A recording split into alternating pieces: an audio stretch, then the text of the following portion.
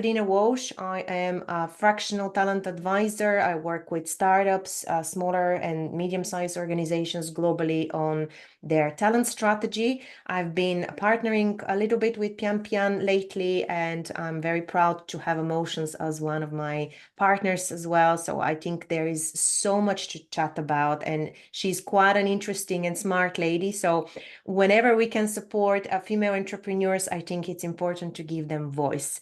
Now, for anyone that hasn't interacted with Pian Pian, just a little introduction. She has received her master's degree in sociology, okay, so it's very relevant to the human world, from Yale University with a thesis on social mobility, psychology, and psychological well-being. So she was a teaching and research fellow and in social science at Yale and Hong Kong University of Science and Technology. Prior to establishing Emotions, she led product management and growth at multiple tech companies such as GoDaddy and Ticketmaster.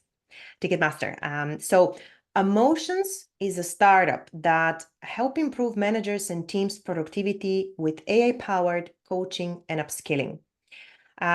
She's based, so Pian Pian is based in Silicon Valley, but she's originally from rural China. She studied and lived in China and Japan, and she performed, and that's very interesting, and competed in Chinese folk dance and ballroom dance, of all things. So we're not going to ask you to do us a show, but Pian Pian, I would love to give you the microphone with your own words to tell us a little bit about who you are and why did you start Emotions. Thank you for having me, Radina. It's a pleasure. And thanks everyone for being here. Appreciate your taking the time. And if you have any questions or any thoughts, please feel free to put in a chat, or we'll have time to unmute yourself to talk as well later. So my name is Pian Pian, founder and CEO of Emotions. Emotions is an AI upskilling and coaching startup. We're based in Silicon Valley in the US. And our focus is on partnering with companies, managers, and teams to help teams get up to speed faster, help managers and new hires to be more effective faster, and therefore helping companies have high-performing teams and helping everyone to be better versions of themselves. We provide real-time suggestions and feedback via using generative AI, but also powered by expert knowledge from psychologists and social scientists from Stanford and Yale, as well as we can tailor our AI coach with company-specific content and data, as well to make it more kind of personalized for each user and each company's culture and context. My background, thanks for your kind words and talking through my background. So just maybe kind of adding more on the why. So I have been leading product teams at companies like GoDaddy, Ticketmaster for about 10 years. I was interested in building an internet software company because I'm from a village in China originally, and I thought like without the internet, I wouldn't be able to apply to schools in the US. So I thought it's a powerful technology for transforming people's lives. And I kept going back to the earlier pain point that I had when I was a new product manager out of grad school. I found it very challenging to figure out how do I lead teams, how do I be a product manager, how do I build good relationships with managers and colleagues. So I was hoping to have something that can follow me around, give me real-time suggestions and feedback. I could not afford a coach, and the company did not provide much trainings either. So after many years of thinking about the problem space and leading product teams, I came up with the idea of building an AI-powered coach and upskilling tool that can help people get the support at the moment that they need. Excellent. So it makes sense that it's coming from a need, right? So something that you faced as a challenge. And I always think the why is more important than the what. But now talking about the what are some of the key features of Emotions, and how does it differ from the traditional coaching and learning and development types of programs? Yeah. So a few things. So Emotions has a real-time kind of, you can interact with the AI real-time. You can get quick tips and suggestions. So it's a coach in your pocket. You can get the support at the moment of need. Emotions also can be tailored with personal data, company context, and data. So you can see more advice like tailored to your background instead of a one size fits all. So compared to training that like you have to fly people in, spend thousands of dollars for that, and then sitting there for 2 hours. Now you can do it in the minutes at the moment when, for example, when someone's walking to a client's site and they're a new salesperson, they can get a quick role play and kind of suggestions with the AI in the moment. And then there are things that we're looking to develop, and for example, like having the AI to be able to listen to meetings, like video meetings, and then give real-time suggestions and feedback. Those are a few things that's kind of different from the traditional learning, which is watching a video, for example, for half an hour or a few hours, which oftentimes people don't have time with. I can quickly show you what it looks like as well. So Yeah, if you go amazing. to Emotions, anyone can actually sign up for free and try it yourself as well, emotionsinc.com. I'm going to show you what we're doing with one of the companies we're partnering with. It's called Takeda. It's a pharmaceutical company. So using the product, you can ask the AI any questions. For example, I can ask a question. I'm a new manager. I'm trying to figure out how to conduct belonging-focused conversation with my employees. Any tips? So part of this company we're partnering with, they care a lot about like belonging. So we have partnered with them to get some information more tailored to the company context as well. So our AI coach Amo is giving some suggestions to connect belonging-focused conversations with your employees. Following these 4 steps, set the tone for an open and a safe conversation. Listen actively to their thoughts, validate their experience to show understanding and empathy. Take actions. You could start with questions like, what about Takeda's purpose and values mean the most to you? Which Takeda's value resonate with you most and why? So these are kind of what separated from the general ChatGPT, because we focus more on the coaching and upskilling side, and also we have embedded some company-specific context to make it more personalized. Our AI can actually talk in voice. I didn't show it here, but you can talk to the AI in voice. It can respond back in voice as well. You can also do things like role play. Can you role play with me as an employee? I'm going to ask, what about Takeda's purpose and values mean the most to you? And then the AI can resume the roles of role playing and different scenarios. Now, the more details I put in these, the more the AI's responses will be. So what I'm showing is some of our users actually put in more details, a lot more than what I just put here. So you feel free to expand. We can also have the AI to recommend like kind of content, recommend some content on how to give feedback. And then these content can be kind of tied to what we have in the system. It can also be tailored and integrated with company-specific documents and content and system as well. So it's not limited to what we have. So it's, again, that's kind of focused on the personalization. And then we also have like some of these practices that we have in the future that people can currently available, people can take and then see what's going on and things like that as well. And then they can do these in a short period of time. Again, it's back to like very quick and short instead of long period of time. I can, if anyone is interested, I can show later what other things that we have on the roadmap and what might look like coming up as well. That's great. Thanks so much. And it's also great the fact that you can very quickly chat to it and get a recommendation, whether it's video recommendation, whether it's steps to follow. So it's quick, efficient. It's like micro learning on the go, but it's also very personalized because it's related to your need at the moment, and it's also aligned to the organization that you work for. So you ultimately want to blend these two, right? To have the kind of the company culture and values, as you mentioned, plus the personal journey. That was one of the questions that I wanted to ask in terms of the unique ways that you use data to personalize the journey. How do you actually keep all of this relevant and up to date? Is it the case that you, let's say, every month you feed it with new information? As you mentioned, you're partnering with psychologists and professors from Yale and Stanford, but what else is part of like this continuous update of knowledge?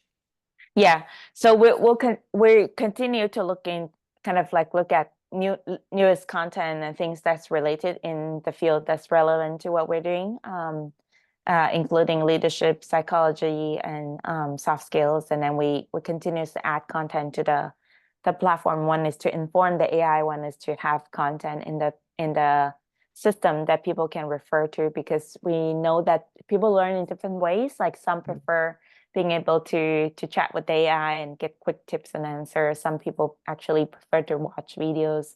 Yeah. And then some would prefer like doing exercises and other ways. I mean, and a lot learn at the job as well. So, and then another aspect of that is because we work with companies, and they have their own training content and their own materials, and they even have things like product documentation, which might be helpful for new hires and people to learn about what their own products are, so that they can communicate better with their colleagues as well as with their clients, and think about their own strategy. So when we work with customers, they can also share with us their latest information, and we can kind of either automatically fit in those with integrations or manually upload those as well. Make sure things are relevant and updated. And then as we integrate with chat tools, video tools, then we can actually get real-time information on what each person is doing, how the interactions are. So with those, we can continuously improve the AI as well. Brilliant. That actually leads to my next question. As you mentioned, you're getting real data. One of the biggest challenges in the learning and development function is continuously measure the outcome and measure how successful the program, the initiative, or the system is. So is there a way to measure how effective the coaching and the upskilling through emotions is? Has there been any kind of data gathering from there or any visualization around that? Yeah. So we can measure those. We can measure like how someone's for example, like what someone's sentiment changes are, how they move from very stressed to happy by kind of analyzing their interactions with the AI, or analyzing some of the questions that the answers to the questions that we asked them.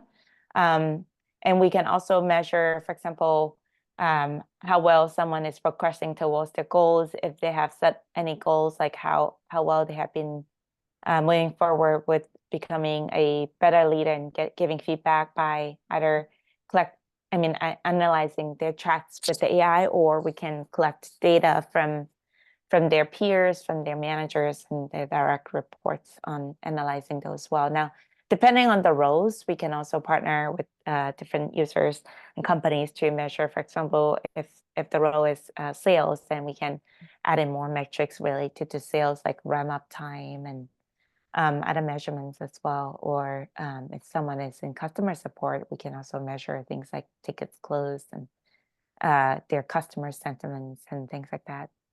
Oh, great. So it's fully customizable depending on the type of team, function, and organization. That's right. Yeah. I mean, Great. we have some standard analytics that we could share, like depending on kind of showing people's sentiments and keywords analysis, and what their kind of usage rates and all those, but we can always add other things. Brilliant. to them. And as you said, you've been partnering with a few companies for different case studies as well. What are some of the interesting insights or something that you didn't expect that you actually gather in the last couple of years since you built Emotions? What are some of the insights you want to share with us? That's a great question. So some of the insights include for some of the companies that we or users and customers we have worked with, some of them mentioned that their employees, especially the younger generations, they actually prefer to the chat format and interact with the AI because they feel like it's not, for example, like if they have a conflict with a colleague or customer, they prefer having an AI to be able to kind of talk through things, and they feel like they're not being put at the spot and they don't have to kind of respond to a person, but they more like they have a safe place to talk about with the AI, and also available anytime, anywhere.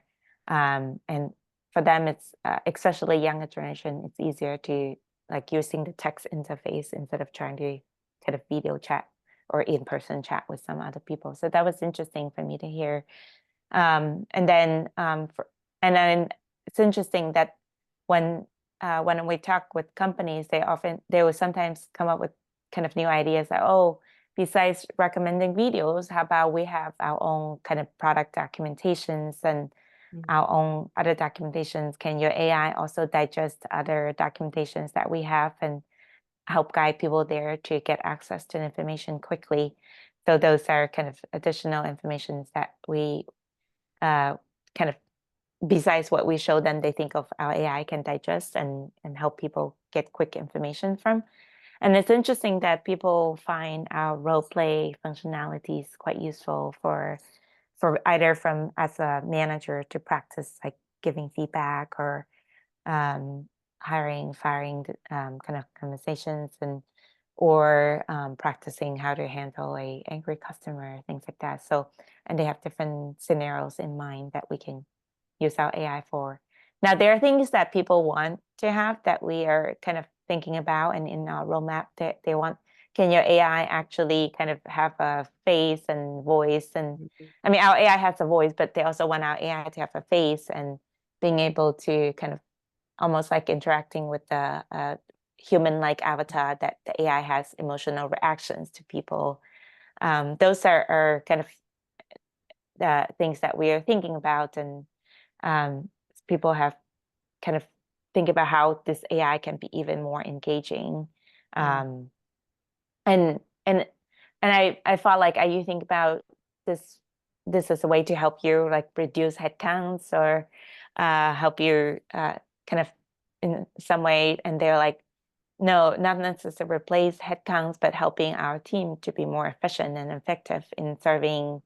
For example, if they're from the HR teams, like help us be more efficient and effective in serving the whole company, and serve more populations with less people. So not necessarily replacing the humans, but it's like making the humans more powerful. Fair enough. And I think you're touching on a very sensitive topic around reactions from AI. And I know particularly here in Europe, they're working now on the EU AI Act. And obviously the idea is for transparency, for education, because there is still this common misconception that AI will replace, as you said, it will basically replace so many people that it's going to be only AI working at some stage. People do have this kind of fearful reaction to AI and sometimes hesitation to incorporate it in their day-to-day. And us, and obviously anyone that is in learning and development, they want to make sure that everyone feels comfortable using these tools.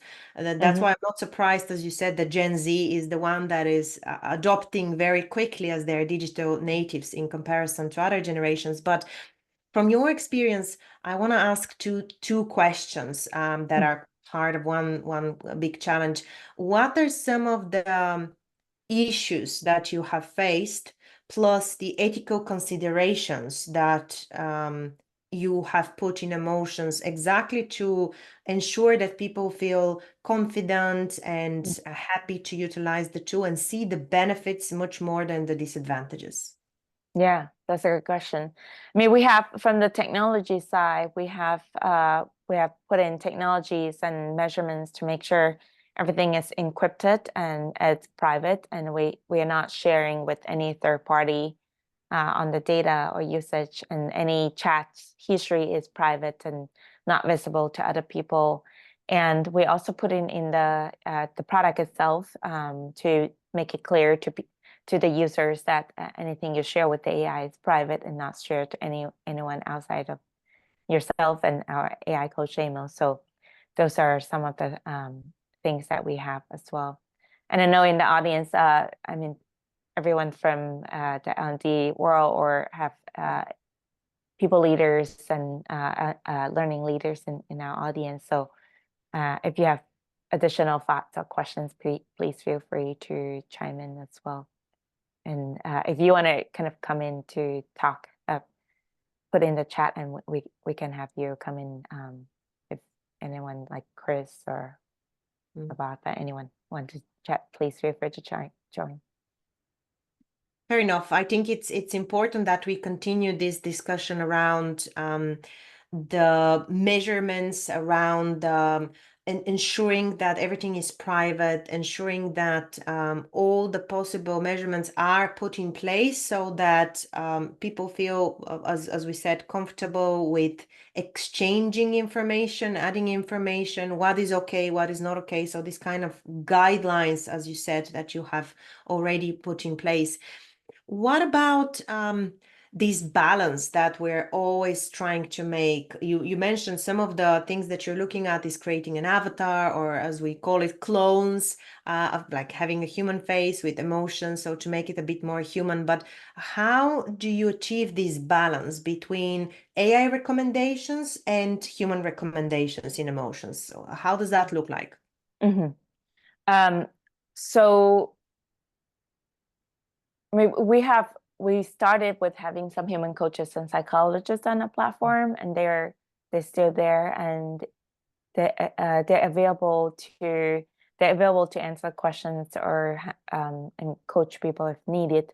Now, because we want to scale coaching and upskilling, so AI obviously can play important roles there, because not everyone can afford an executive coach, and companies cannot pay for exec coach for all their company or their employees, and they're looking for tools like what we have to scale their kind of professional development efforts. So we built it in the product that the AI can, especially if a company can have those resources as well. We build it in the product that to understand, okay, at what point we would guide a user towards asking a human versus talking to a human, and versus continuing to talk to our AI coach. The AI coach can give some quick guidance and feedback. Now it's not there yet in terms of having like a full-on, very deep coaching conversation, similar to what a human coach might do. So is what we'll work with users and companies to figure out, okay, at what point you might want our AI, like what kind of keywords, triggers you might want our AI to know, and then what kind of human coaching resources you might want to guide the users to when when the humans feel like the AI is not enough to give enough details and go in depth about those conversations. Excellent. Okay, no, that's fantastic to hear that this is the kind of part of the conversation you have with each customer, to ensure that it's not just they are relying only on like artificial intelligence.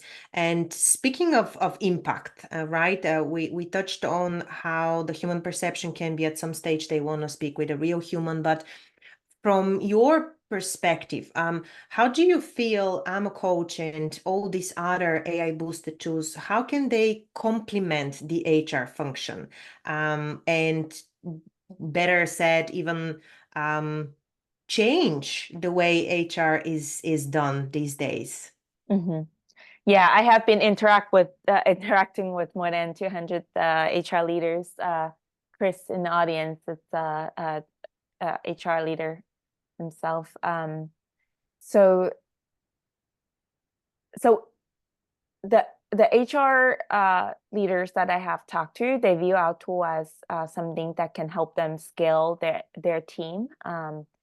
Like it's a tool that can scale the efforts in terms of how they can support more of their employees and give them kind of support and suggestions at the moment with limited resources using our tool, because now we can amplify their power by the AI can give the kind of suggestions that and feedback that sometimes their employees might always come to HR managers, HR to ask, for example, like, hey, I have a manager might say, hey, I have a employee that's not performing well. How do I give feedback? Now, instead of waiting to talk to an HR professional to practice and role play some of these scenarios, they can talk to the AI at the moment of need, maybe at nighttime or at different time zone, without waiting for the HR person. So that's a way to kind of supplement the work they do. And AI can also answer quick questions as well. So now instead of one person kind of employees have to wait in line to talk to an HR person, the next day they can kind of quickly get suggestions and feedback. Now the HR team can still work with us to guide the AI. So it's not that like we'll not set the policy for them. They will more sharing their policy with us, and we can have the AI more tailor and tune to their knowledge base. And something related to the question earlier on this privacy and security, we can even put things in kind of make using some models that put in company specific systems and to make it even more secure. So in some way we're amplifying the kind of the talent development as well as employee engagement and even wellness, health and wellness functions and support of the HR teams as well. Right. And yeah, that it's all about efficiency, as you say, and effectiveness of the services that a people function will provide. As you mentioned, it might be the case that they don't have the resources, but one AMO coach can basically supply various people at the same time with real data and real opportunity to practice, as you mentioned earlier, the role play. Actually, I wanted to ask you, we do have a great question in the chat, but before that, particularly when it comes to engagement, and you just finished with that, the Gallup's recent research basically shows that employee engagement in the US, it's at its lowest level in the last 10 years. So it's actually a mini pandemic, in fairness. It's not only in America, it's in Europe. I've seen it in Africa, in Asia, everywhere. How does emotions how can it help in driving better engagement? You mentioned obviously the different resources, but what are your thoughts? What would you like to see more in terms of emotions impacting this? That's a great question. I mean, engagement in some way, there are a few things. We know that a lot of times an employee experience is often very much impacted by the behavior of the managers or the people around them, the colleagues and people that they work with. And we know that more than 50% of the employees leave the job because of their relationship with their managers. So our product help first line managers to figure out how to be better versions of themselves. Now, I mean, sometimes people might not always see that, and kind of that may not always have the self-awareness, and so it's other people giving the feedback, and then kind of they realize, oh, there are things that I need to work on to improve that. So I mean, one of our example customer was the engineering manager at the time he was at Cisco, and the pain point, he came to me and said, hey, one of my employees was not very happy, and how do I handle that? And So I talked to him as a human coach, but our AI coach could also provide a support to kind of do the things like role play and give him quick tips and advice and things like that. And he can also watch some of our videos by the experts on things on these. So we are helping with kind of upskilling the manager who play a key role in employee engagement. And the second part is employee engagement, especially the younger generation. They're not just there to do the job. They're thinking about how can I develop and grow myself, and not just for this current job, and maybe jobs in the future. Now, providing a tool like Emotions, they'll have additional resources to help grow themselves, and they can ask any questions that they would like, get support and practice and get information. So that's another way of helping them feel like they're more engaged with others. And then the third part is in people-to-people interaction, because the name is Emotions. It starts with emotional intelligence. So we kind of have the specialty of helping people think through how they can interact better with their colleagues, their customers, and the managers and direct reports and all those. So a tool like this will provide a way for them to figure out how they can handle conflicts and help them feel more engaged, or even just how to handle some of the behaviors by other people. Have a safe place for them to process those emotionally. It's another way to help with the engagement. Yeah, I couldn't agree more, particularly in terms of soft skills and experience. Even sometimes you need to practice it and get some feedback and some additional targeted insights versus reading a long document and something that might not be personalized to you and to the need that you have at the minute. So a lot around soft skills, as you said, emotional intelligence, handling feedback, learning how to communicate better. The question that we have here in the chat is, again, focus a little bit more on how the data is used for what purposes. And if I'm a corporate employee customer persona, will my company be able to see all the interactions I have with Amo? I can see the power of trending the data, so a company can know what questions are being asked by level of manager or employee, for example. I know that there are some tools that exist already that basically catch the sentiment or catch what people are talking about in Slack, and they're extracting data out of it. Does Amo work in a similar way, or what are your thoughts, particularly in terms of sharing this data with the company? We're not sharing kind of individual chat data with the company or anyone else. Even myself, it's very hard for me to see like individual chat data and others as well. We make it encrypted, so it's everything you share with the AI is personalized and it's encrypted and protected. So and however, we can do the trends analysis. So that's more aggregated data. So we can analyze, okay, what are the keywords, top keywords people are using? What are the top questions people might be asking the AI, so that they can tell, like, okay, what are the areas that people might be struggling with that we might need to provide more support for. We can also, as a company, we also continue to do product development and improvement. So from seeing the trends, we can gather more kind of expert knowledge on certain space if people always ask the same questions.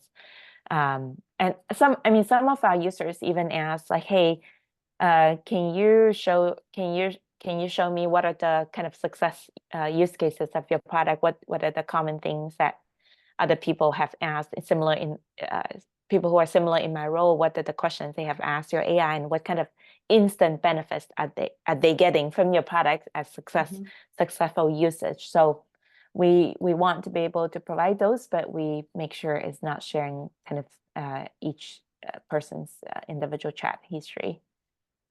Yeah, it makes sense. It makes a lot of sense to focus on the trend analysis, as you said, the keywords that are coming more and more, because from there you can obviously share with the company what are some of the patterns, the behaviors, and kind of hot topics that they should accentuate a little bit more. Mhm. I know we are advancing with time, and we promise that we're going to be very, very targeted with the questions. There are loads of stuff I wanted to ask you about. How is building and cultivating trust and transparency Mhm. something that is integrated in AMO? But I think one piece that would be quite interesting globally, right? When you're launching a tool, you want it to, of course, we're looking at biases, we're looking at Yeah. cultural nuances, right? The way we communicate in Eastern Europe, where I'm originally from, is very different to, let's say, the US or to mainland China. Um, have you taken into consideration, or are you planning on to get these cultural aspects or multiculturalism, for the lack of better word, to be integrated in emotions as well? Yeah. I'm from China myself, and I lived in Japan and Hong Kong before coming to the US. And um, uh, some of the companies we're talking to, they're global companies. So they have employees all over the world. They speak different languages, and they have different cultural kind of nuances and the way of them interacting. So we're incorporating some of these elements into our product, and depending on if we can identify users from a certain region, a place, and culture, and if we can identify from the people they're interacting with are from certain region or place, either way by asking the user questions, or if we're integrating with their own kind of system and data, can detect those things, and we'll kind of personalize how the suggestions and feedback of the AI will be. And then there's a question in the chat from Chris about do we see usage around their top questions that people often ask the HR team, with like vacations by geography and paychecks and things like that. And all those will consider for those, our system do not have those information for each company unless they provide those information to us. So if we work with the company and they provide those kind of as baseline knowledge to our AI, then we can add those information, and then the AI will be able to answer that. And by kind of taking into account the difference of different geos and culture and different way that, and even, I mean, even by like legally how each region is different, to answer different questions as well. So we do hear people asking, some of the organizational leaders ask questions like, hey, your product is not just for coaching and upskilling, you can even help answer some of these common questions we heard from employees, and make it more scalable in terms of giving quick answers. Bob has a question: how are business leaders' reactions to emotions to enhance employee engagement and improve profitability? I think there are some leaders who get it without me even explaining much, and then there are some other leaders, they're not they don't always get it immediately. Depending on the people. Some business leader, they will tell me, for example, I was just talking to someone who had a company who went public, multi-billion-dollar company, and he said when the company was growing, his main concern was how to upskill his employees, and companies want to find different ways to grow and get ahead, and upskilling his employee was one of the top concern, and he thinks it's one of the top concern by a lot of business leaders. So for people like that, they get it immediately, and they think, oh yes, your product can scale whatever upskilling efforts that we have. So they get it. Some other leaders, I mean, depending on their focus, they might not always realize, and then we need to do some educations around that as well. That makes sense. Yeah, I think this is quite needed to have this kind of dialogues, and what we're doing today, hopefully that will reach to more business owners and managers as well to understand how beneficial that could be. One last question from my side. What are you looking forward to in the next couple of years to achieve with Emotions? That's a great question. I'm looking forward to be able to serve maybe a few more dozens of kind of companies, and then thousands more people using our product. We want to help people be effective faster, be better versions of themselves, and be helping many organizations also kind of be better together as organizations as well. So, and we're looking forward to, I mean, the AI field is changing so fast. We're constantly learning as well. And we want the product to be more useful and powerful, and making the human race as a whole more powerful, leveraging this newest technology as well. Lovely, lovely. And how can people reach out if they have more questions or they want to get a demo or just try Amo? How can they reach out? Yeah. So amotionsinc.com, emotionsinc.com is our website. And you can contact us there. You can try the product for free. You can contact myself as well. You can email me, pnpn@emotions.inc.com. You can also find me on LinkedIn, PNPN Emotions. I think I would be the only one if you search. So very happy to talk to anyone. We're always kind of looking for people to partner together to serve themselves and serve their teams. We're also looking for people who might be interested in investing in us as well. So yeah, and we're always looking to learn more about what are the needs in the market, and what are the feedbacks out there. So happy to talk to anyone. And that's a wrap. Thank you so much. I know we run a little bit out of time, but I feel all of these insights were super helpful, and you really gave us a nice walkthrough to all of the different aspects of things that I feel a lot of us are concerned about or are interested in. So for everyone here, please feel free to reach out to Pian and her team via LinkedIn or via the website. Give it a go, test it, spread the word. We need more engagement around how we can upskill our workforce. Thanks again, everyone. All the very best. Really enjoyed the conversation, and hopefully to many more. Thank you so much. I really appreciate thank you for having me, Ravi, and thanks everyone for being here and listening in.